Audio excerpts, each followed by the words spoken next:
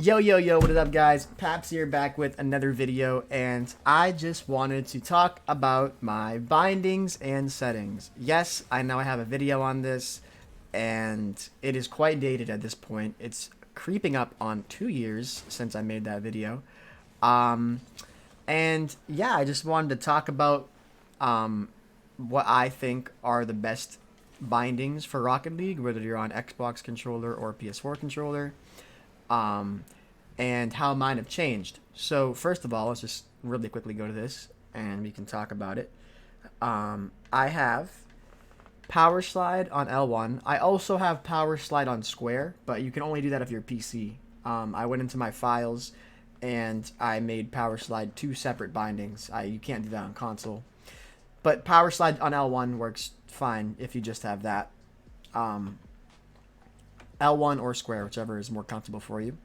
I have Air Roll on Square. I have Ball Cam on Triangle. And I have Air Roll Left on L1. And in my opinion, I think it is most important to have your mainly used air roll on a bumper, because it is, I think, easier and it makes more sense because I hold my controller like this. So I have, each finger has a purpose.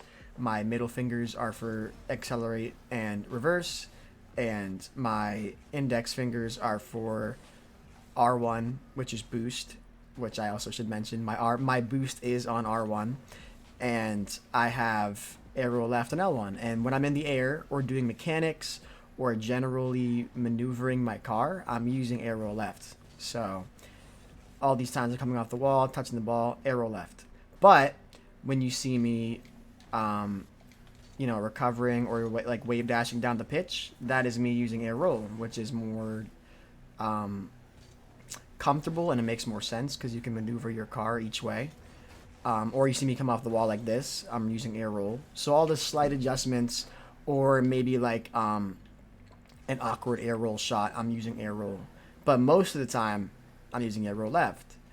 And I think I've already talked about this in a bunch of videos, but I feel like directional air roll is, for the most part, better when it comes to mechanics and stuff like that. Of course, there are plenty of pros that use just air roll, and they're very good at the game. So it's definitely not required, but I feel like if you're not using a directional air roll, or at least learning it situationally, then you're limiting yourself. And whatever, it's just my opinion. I'm just a grand champion player. I understand there's a lot of people better than me, but I'm just throwing my 2 cents in there. It's just nice to use both and have, both tricks up your sleeve, if that makes sense. So yeah, I feel like those are the best bindings, especially if you want to improve in the game. I think default bindings are probably not the wave. Having just an arrow on square is not very good. I also feel like having boost on right bumper, or R1, whatever your controller you're using, is optimal, because especially if you're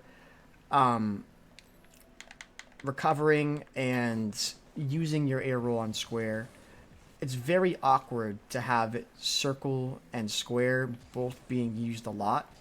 You're going to fat finger your buttons a lot. You're going to press the wrong button probably, unless you get really used to it. I just feel like it's more accurate and makes more sense to have your boost on R1. Of course, it's awkward and it takes a bit to get used to, because trust me, when I changed, it took me like 2 weeks to get used to it. But in the long run, I feel like it's worth it. Even if you're not using these settings, maybe you've been thinking about switching to directional air roll, or maybe you've been thinking about switching to air roll in general on L1. I think if you want to make the change and you think it's going to improve you in the end, do it.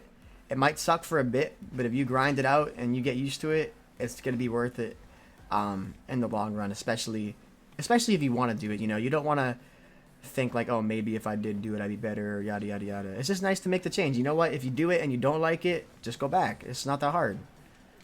It's always better to try something and maybe potentially not like it than to not try it at all. That's my opinion, at least. So yeah, those are the best bindings in my opinion. If you also want to see my camera settings, these are my current camera settings. I've been using these for 2 weeks or something right now.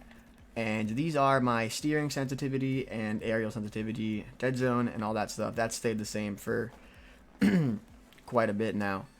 And yeah, those are my settings. Those are what I've been using. And if you have any more questions or want me to talk about anything else, let me know. But I figured I would do an update video, just to, I don't know, might as well, you know, it's been a while and I have changed quite a few things. So yeah, drop a like if you enjoyed, subscribe if you want, follow me on Twitch if you want to see me live. And yeah, I appreciate the support. Love you guys. See you in the next one. Peace.